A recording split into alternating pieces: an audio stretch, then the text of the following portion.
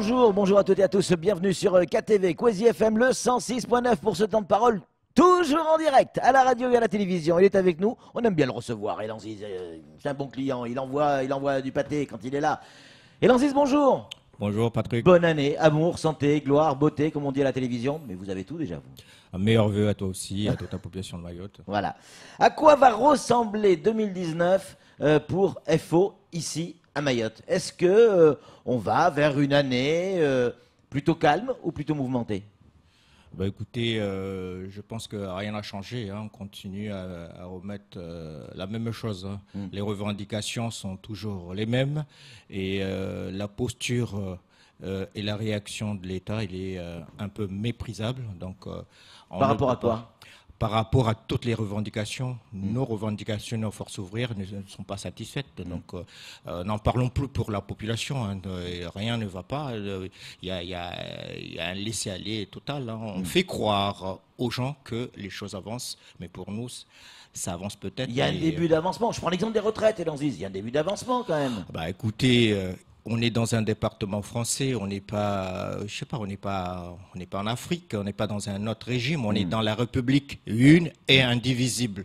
Comment peut-on concevoir d'avoir des disparités comme ça, des inégalités criantes au niveau d'un département? On ne donne pas la même chose à Mayotte. Pourquoi? Qu'est-ce qu'on a fait de mal? Est-ce qu'on est français ou on n'est pas français? Donc, ce problématique-là, je pense que c'est très important pour la population d'un peu de se soulever contre cette injustice-là. On ne peut pas laisser faire l'État comme ça, en l'état des choses. Parce que nous sommes français, nous appartenons à la République une indivisible, on ne peut pas concevoir un traitement qui est à part ici à Mayotte.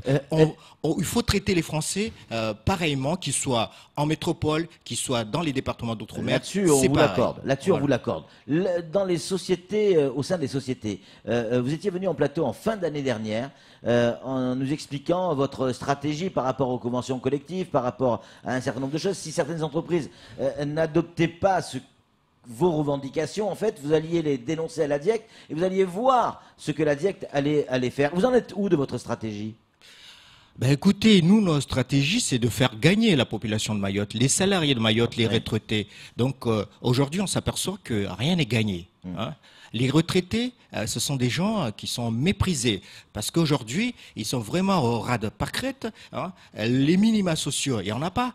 Ici, un retraité qui a travaillé toute sa vie, hein, qui a cotisé, gagne à peu près la même chose que ce qu'on appelle ici le minimum vieillesse, le ASPA, l'allocation spéciale personnes âgées. Oui. Eh bien, tous ces gens-là touchent la même chose, hein.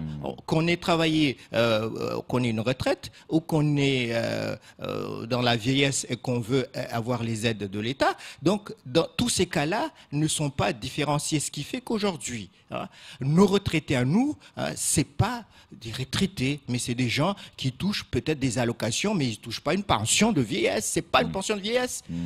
En métropole, on peut espérer jusqu'à 900 € de pension de vieillesse, voire même 1000 €. Ici, si on arrive à 400 €, c'est vraiment là, on est champion, hein, quand on arrive à 400 €. Est-ce qu'avec 400 € ou 200 € ou 100 €, on peut vivre dans un département comme Mayotte où la vie est chère? Moi, je dis non. Donc, il va falloir qu'on travaille, il va falloir que ces revendications puissent être portées haut et fort.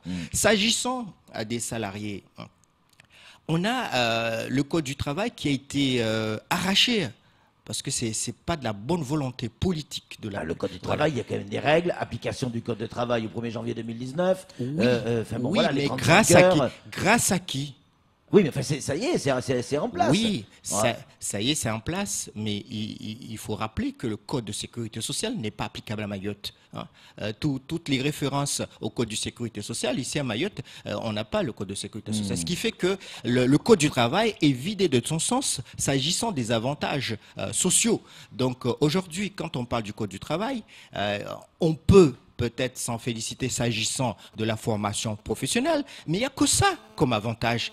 Et le reste, c'est comme avant. C'est comme avant, on continue comme avant. S'agissant des conventions collectives, les conventions collectives, c'est, vous savez, les lois Macron, les lois Pénicaud, toutes ces lois-là, ce sont des lois qui obligent les salariés n'ont pas à avoir des accords de branche, mais à aller négocier avec l'entreprise pour avoir des semblants de droits. Donc aujourd'hui, à Mayotte, on a des entreprises qui résistent, qui se croient, je ne sais pas, dans l'Eldorado, qui vivent peut-être dans une colonie où ils ont l'habitude... Ah, ça y est, voilà. les grands mots. Non, les non, grands non, mots. non, La non, colonie, non. on y vient. Non, non, mais ils ont le sentiment d'impunité, donc ils font ce qu'ils veulent. Hein. Donc moi, je peux vous citer, il y a des entreprises aujourd'hui qui n'appliquent pas du tout le Code du travail. Et la liberté syndicale, c'est bafoué, c'est comme ça, c'est jeté à la pâture. Pourquoi? Parce qu'il y a des mandats qui sont terminés et ces mêmes entreprises-là n'ont jamais daigné convoquer une réunion pour justement organiser des nouvelles élections pour avoir des nouveaux élus. Ce qui fait que les élus qui ont un mandat terminé, ils ne sont pas protégés puisque le mandat est terminé, ils ne peuvent plus rien faire. Ils n'ont aucun droit. Certains disent que du côté de Mayotte Air Service, c'est un peu ce qui s'est passé également. C'est le cas ou pas?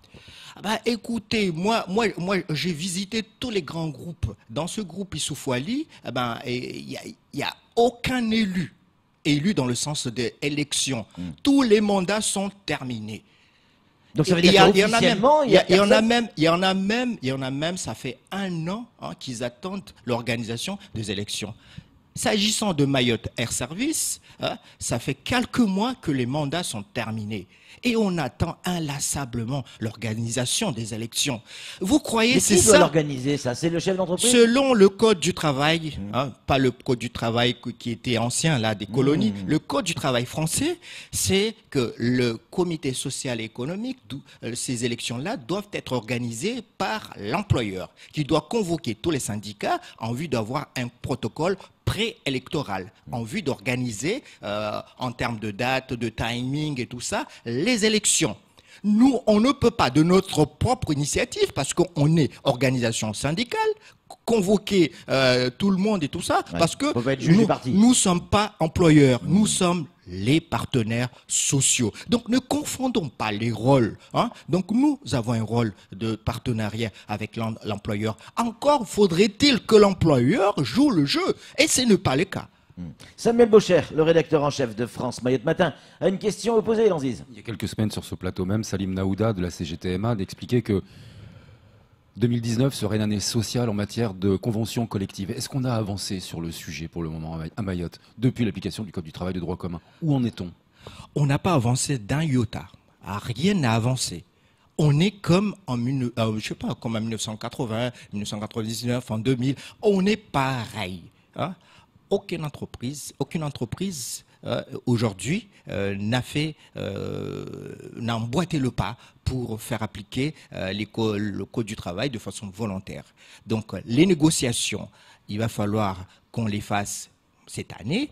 Mais moi, je ne peux pas préjuger de la bonne volonté de ces entreprises-là, vu que par le passé, on a vu une résistance pour l'application des conventions collectives. Il y a quand même des réunions qui se font. On a reçu Carla Baltus, la présidente du MEDEF, qui nous expliquait qu'elle avait proposé des réunions avec les syndicats pour commencer à travailler sur...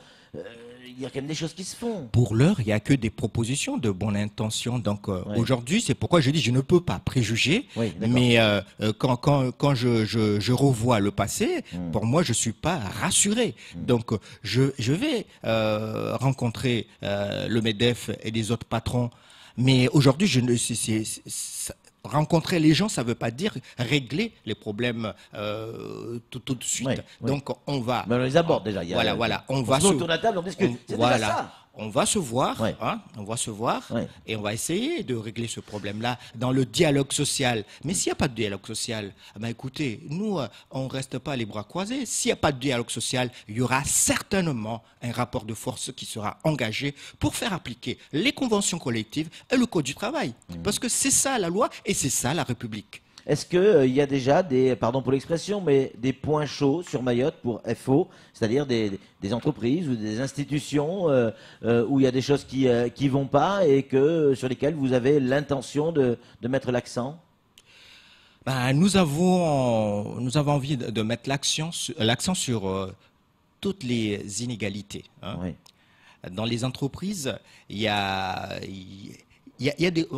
on n'a pas tellement de problèmes pour les petites entreprises, mais c'est sur les grosses entreprises, les grands groupes. Ceux-là, ils nous posent beaucoup de problèmes en termes d'embauche, en termes de contrats, en termes d'application des horaires, en termes de congés, en termes de respect de la liberté syndicale. Donc tout ça, nous, on va veiller vraiment de tout près à l'application du Code du travail sur toutes ces thématiques-là. Parce qu'aujourd'hui, on n'est pas comme avant. Avant, on n'avait pas la règle de droit. Le Code du travail n'était pas applicable à Mayotte. Aujourd'hui, le Code du travail est applicable à Mayotte. Donc nous, on va vraiment veiller à l'application du Code du travail s'agissant du bien-être, du confort de vie du salarié dans l'entreprise. Et par ailleurs, nous allons mettre vraiment l'accent sur la formation professionnelle.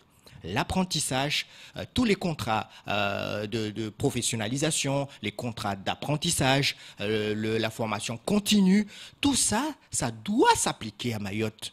Si nous, les partenaires sociaux... Les stages. Oui, tout est applicable à Mayotte. Donc, encore faudrait-il que nous, les partenaires sociaux, on prenne conscience des enjeux de la formation et qu'on puisse mettre le paquet pour que les pouvoirs publics mettent à disposition de l'économie de Mayotte les fonds paritaires. Parce que vous savez, jusqu'à maintenant, Opcalia ne faisait que dépenser des fonds qui étaient collectés au niveau de Mayotte. Oui. Avec l'application du Code du travail, nous allons enfin bénéficier des fonds paritaires.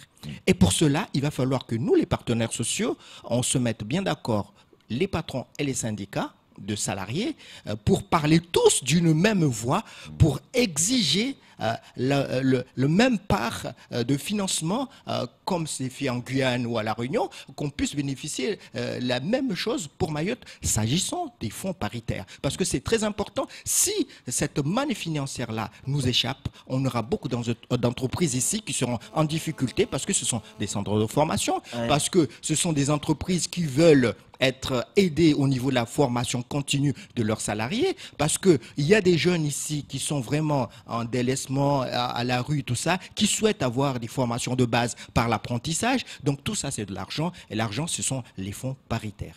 Est-ce qu'on peut dire que l'année 2019 sera l'année du combat contre l'inégalité pour FO? C'est le thème principal de l'année 2019? Le thème principal pour Force ouvrière, c'est de gommer toutes les inégalités sociales, de façon à ce que les salariés, les retraités et tous les chômeurs de Mayotte puissent vivre de façon décente dans un département comme celui de Mayotte. Emmanuel Macron a lancé le grand débat national. Est-ce que ces revendications doivent apparaître dans le cas des corps transitoires ou des corps intermédiaires? Est-ce que ce débat doit apparaître dans le débat national? Vos revendications doivent-elles apparaître dans le débat national, ici à Mayotte? Bah écoutez, nos revendications n'ont jamais changé, puisqu'il n'y a jamais eu de réponse qui satisfassent à la situation. Donc les revendications, que ce soit ceux de Force ouvrière ou de la population de Mayotte, l'État les a déjà sur son bureau, ou du moins dans les tiroirs. Donc il suffit de sortir des tiroirs ces revendications-là et de les satisfaire. Donc quand je parle des revendications de la population de Mayotte, dans la population de Mayotte, il ne faut pas oublier qu'il y a des salariés qui, eux, souhaitent vivre vraiment dans un confort de vie et avec un pouvoir d'achat qui soit à la hauteur. Donc si on n'a pas un département désenclavé, c'est-à-dire par l'allongement de la piste aérienne, par le désenclavement de Mamoudzou, par des voies express de circulation.